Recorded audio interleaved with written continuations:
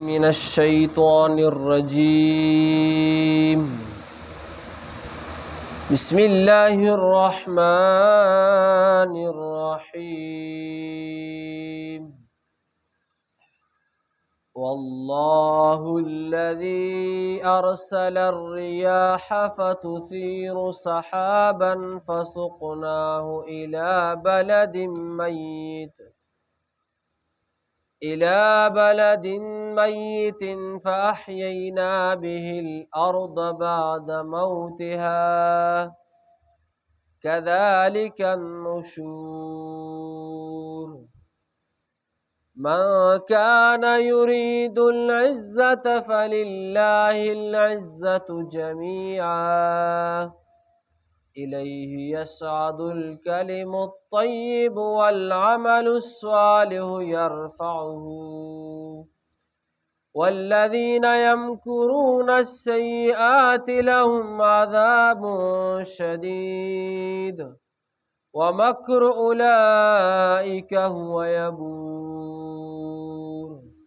صدق الله العظيم. پدی آیتونو کریمو کې د الله جل شانه د عظیم قدرتونو متعلق څه ذکر دی. دا دنیا او په دې دنیا کې چې څه دی، د دې دنیا دا ټول نظام چلون کې ذات صرف الله جل شانه دی.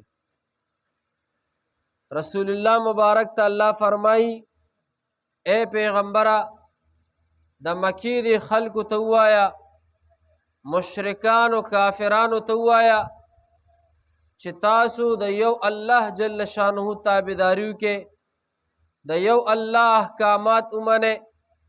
ځکه دا د الله جل شانه د عظیم قدرتونو یو عظیم قدرت دا دی. والله الذي ارسل الرياح، رسول الله مبارک ته الله وی اے د مکی مشرکانو دستاسو بوتان هیڅ نشي کولی، دستاسو خدایان هیڅ نشي کولی، او زمون الله جل شانه په هر یو شیز باندې صد قادر دی. د الله تعالی د عظیم قدرتونو یو قدرت دا دی ارسل الرياح چې چلون کې دی رالیګون کې دی صد هواګانو.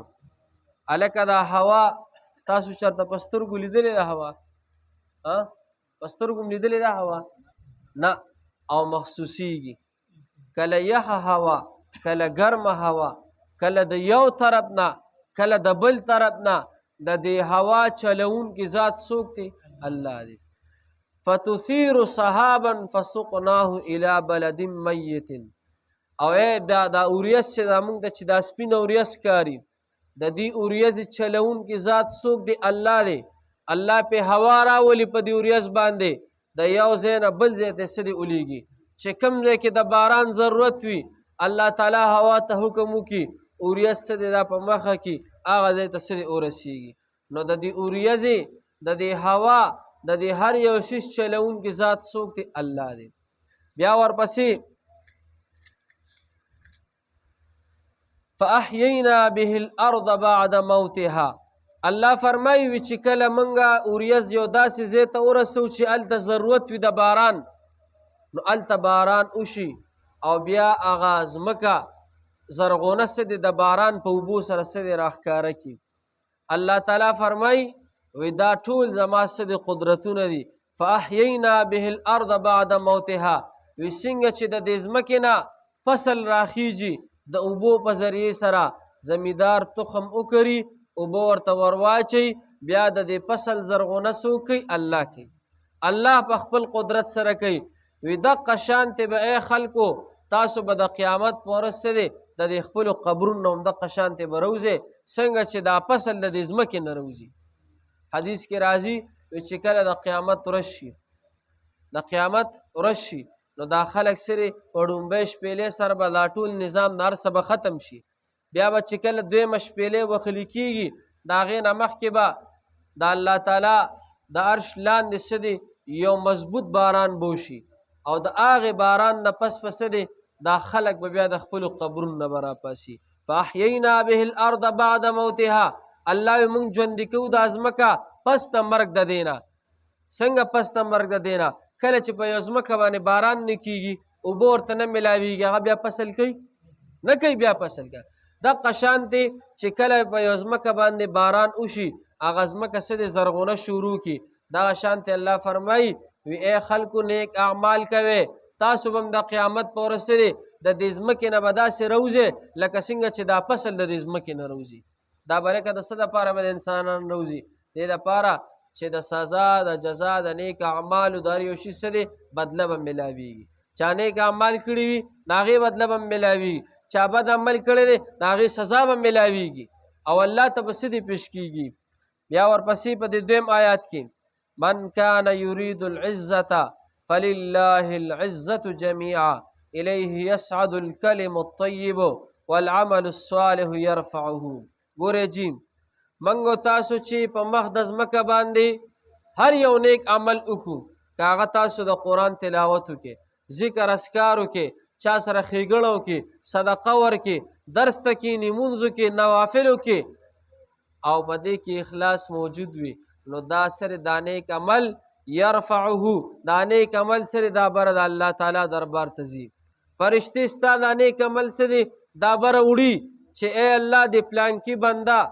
ستا عبادت وکړلو، نو بیا بره الله جل شانه ته سره ستا موږ او ستاسو د عملونه پیش کېږي. حدیث کې راځي کله چې مؤمن مسلمان بنده ودرېږي مانځه ته او ښه په خشوع وضو سره ولاړ وي، رکوع هم سمه کوي، سجده هم سمه کوي، قیام، هر یو شی د مانځه بلکل ښه په اطمینان سره وکړي او د هغې نه پس چې کله دی د مانځه نه فارغ شي، فرشتې د ده دا مونځ نه دی د ده دا عبادت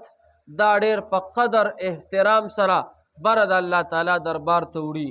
او فرشتې د یو بل نه تپوس کوي هلکه تاسو سره دا نیک عمل نه چا دی، دا تاسو سره دا بهترین عمل نه چا دی؟ فرشتې ورته وایي دا پلانکي د پلانکي زوی په مخ د ځمکه باندې د الله عبادت وکړلو، بره الله جل شانه ته څه دی حاضر و. یرفعه عملونه څه دی نیک عمل دا بره خیږي، الله ته زمونږ د ستاسو حاضري لګیږي او بد اعمال څه دی دا بره نه خیږي. کله چې یو مونځ ته حدیث کې راځي کله یو مؤمن مسلمان بنده مونځ ته ودرېږي او د مونځ نه ځان خلاص کړي، د وخت هم خیال ونه ساتي، رکوع هم ځان خلاص کړي، د سجدې هم خیال ونه ساتي، د تسبیحات هم خیال ونه ساتي، یا اړو مونځونه کې یا که کوي نو په سستۍ سره وکړي بلکل د هېڅ شي خیال ونه ساتي، نو دا مونځ نه دی، دا فرشتې ګورې بیا بره نه وړي. حدیث کې راځي چې کوم مونځ په بد شان وشي، په بده طریقه وشي، نو دا مونځ د زړې کپړې په شانتې راغونډ کړي شي، یو چړې په شانتې راټول کړي شي او دا فرشتې واپس د دې مونځګزار په دې مخ ورولي واله وي دا مونځ دی واپس واله، الله ته ستا د دې مونځونو هېڅ ضرورت نشته، دا ستا د عمل سره دا بره نه ځي. کم عمل لکه بد عمل او نیک عمل نه دی، نیک عمل دا بره څه دی الله ته پیش کېږي. نو لکه نیک عمل به کوو که بد به کوو؟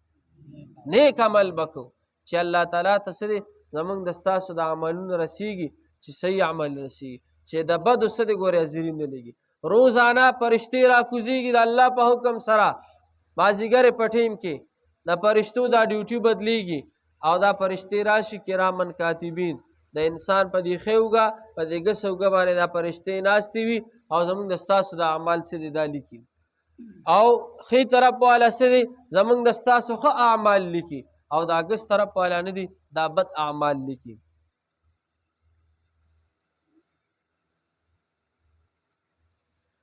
کله چې مونږ او تاسو یو د نیکۍ اراده وکړو، لا نیکي هم کړي نی، صرف اراده وکړو چې یاره مثال زه به د قرآن تلاوت کوم یا به صدقه ورکوم یا به څه دی د مسجد مدرسه کې څه دی خدمت وکوم، هر د نیکۍ د کار چې تا اراده وکړله نو د هغې طرف والا فرشته نه ده دی فورا ولیکي چې دې سړي څه دی د نیکۍ اراده وکړله، لا کړې دې نه ده صرف اراده دې وکړله نو دی ولیکي فورا ولیکي چې پلانکي په دې ټیم باندې څه د نیکۍ اراده وکړله. او چې کله خدای مکه موږ او تاسو نه ګناه وشي، ګناه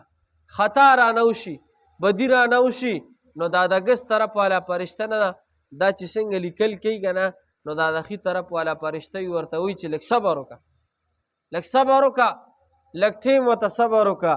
چې توبه وباسي څه پته لګي که توبه وویستله نو بیا ورله څه دی بدي مه لیکه وي زه به ولیکم چې یاره د دې ګناه نه یې سرې توبه وویستله نو دا فرشته انتظار کوي انتظار کوي خو چې کله بنده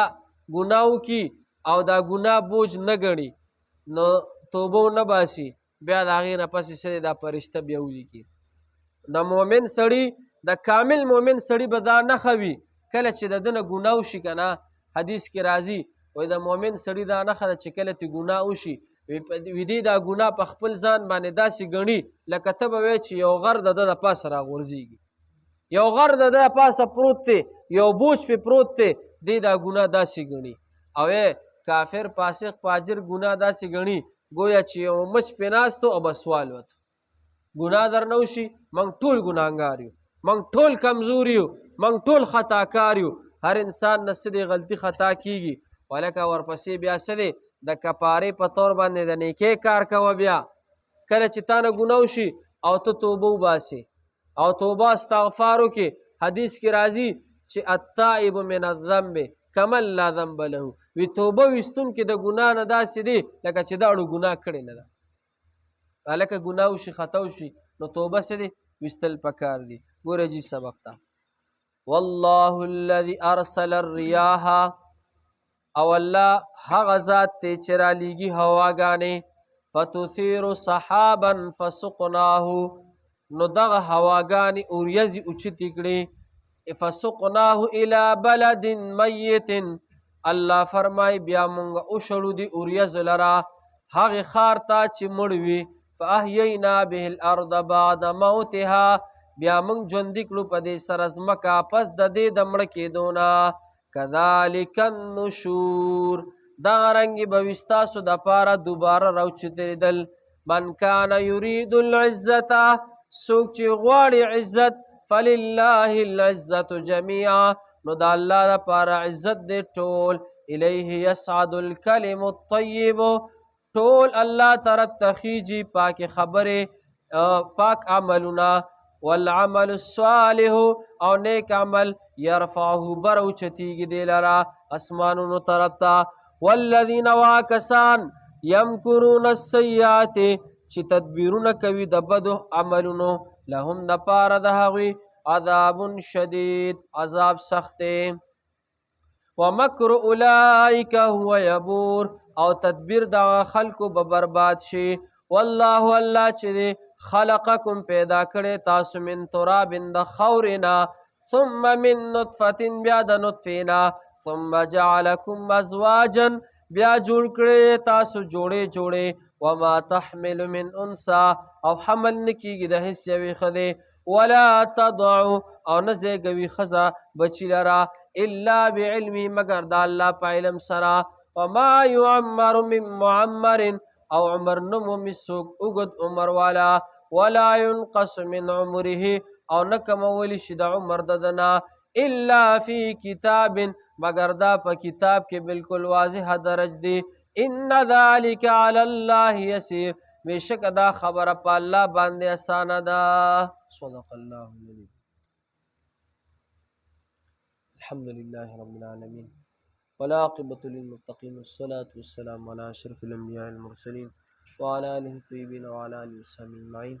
یا الله مونږ چې سویل که زمونږ نه څه کمی شوي خدای مونږ ټول معاف کړي خدای مونږ ټول نادرس په خپل دربار کې قبول کړي یا الله مونږ ټولو ته په اجرونه ثوابونه را نصیب کړي خدای زمونږ د ټولو په حال باندې رحم وکړي یا الله ته مونږ ټولو له خیر را نصیب کړي یا الله رسول الله مبارک چې د دې امت دپاره زمونږ د ټولو دپاره کومې د خیر دعاګانې غوښتې دي خدای پاکه ای کې زمونږ د ټولو یا الله پوره حصه وکړي خدای پاکه پیغمبر علیه السلام چې د کم شر نه پناه غوښتې ده یا الله مونږ ټول د هغه شرور نه او د هغه فتنو نه بچ وساتي خدای مونږ ټول له خیر را نصیب کړي اللهم حسن مرادنا ويسر امورنا بجاه حبيبك ونبيك ورسولك صلى الله تعالى على خير الخلق محمد وآله وسلم